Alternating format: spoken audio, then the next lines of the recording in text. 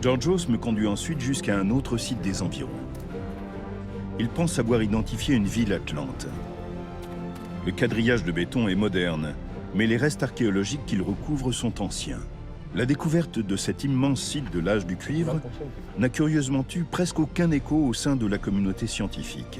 Pourtant, il ressemble étonnamment à la capitale atlante décrite par Platon.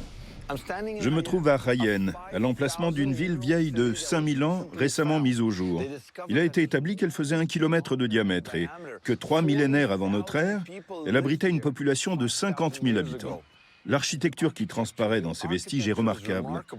On trouve ici des cercles concentriques, des canaux, des habitations individuelles de forme circulaire. Et si vous n'avez pas entendu parler de ce site, c'est parce que les promoteurs s'en sont emparés. Ils ont construit par-dessus, et même la zone où je me trouve aura bientôt disparu. Rayenne était une très grande cité à l'âge du cuivre. 60 000 artefacts ont été mis au jour ici. Sa population faisait d'elle une ville de grande importance à une époque où l'Atlantide aurait été florissante.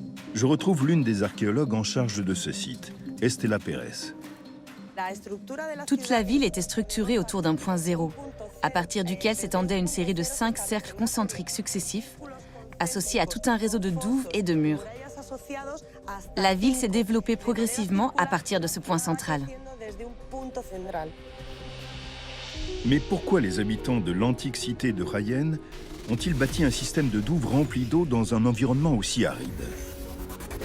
Georgios pense que Rayenne est une réplique de l'Atlantide et qu'elle a été conçue selon le même modèle architectural que son aîné. Je sais bien qu'à la vue de ce terrain vague, il n'est pas évident d'imaginer que cet endroit devait être aussi célèbre que les pyramides d'Égypte. Laissez-moi vous aider à y voir plus clair. Ramenons à la vie l'ancienne ville de Rayenne.